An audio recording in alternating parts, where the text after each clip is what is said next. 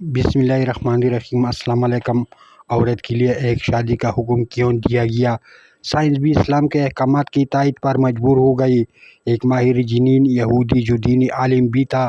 کھلے طور پر کہتا ہے کہ روئی زمین پر مسلم خاتون سے زیادہ پاک باز اور صاف ستھری کسی بھی مذہب کی خاتون نہیں ہے۔ پورا واقعہ یوں ہے کہ البرٹ آئنسٹائن انسٹی ٹیوٹ سے منسلک ایک ماہر جنین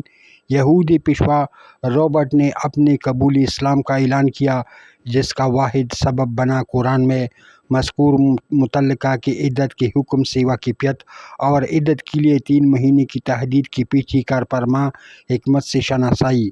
اللہ کا فرمان ہے، مطلقات اپنے آپ کو 3 حیض تک روکے رکھیں۔ اس آیات نے ایک حیرت انگیز جدید علم DNA کے انکشافات کی راہ ہموار کی، اور یہ پتہ چلا کہ مرد کے DNA میں پروٹین دوسرے مرد کے بالمقابل 62% مختلف ہوا کرتے ہیں،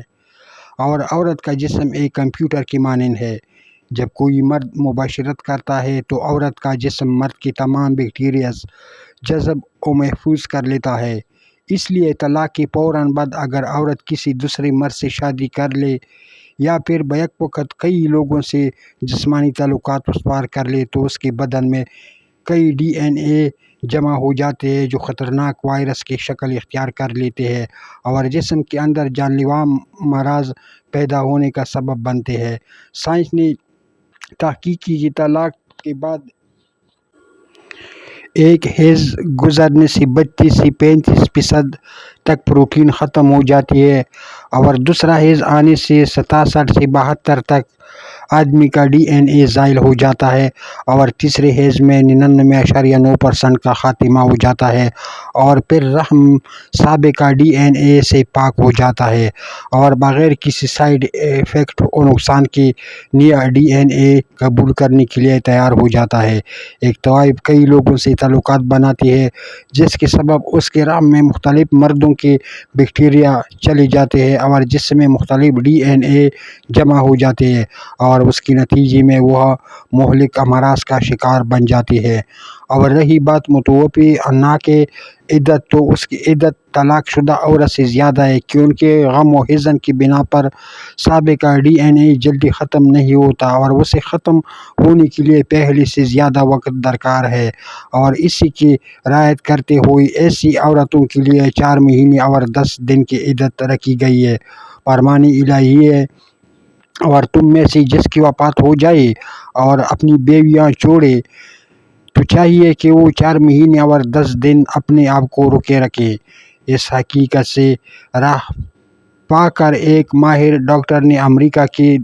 2 مختلف محلول میں تحقیق کی۔ ایک محلہ جہاں فریقین نژاد مسلم رہتے، وہاں کی تمام عورتوں کے جنین میں صرف ایک ہی شوہر کا DNA پایا گیا، جبکہ دوسرے محلہ جہاں اصل امریکن آزاد عورتیں رہتی،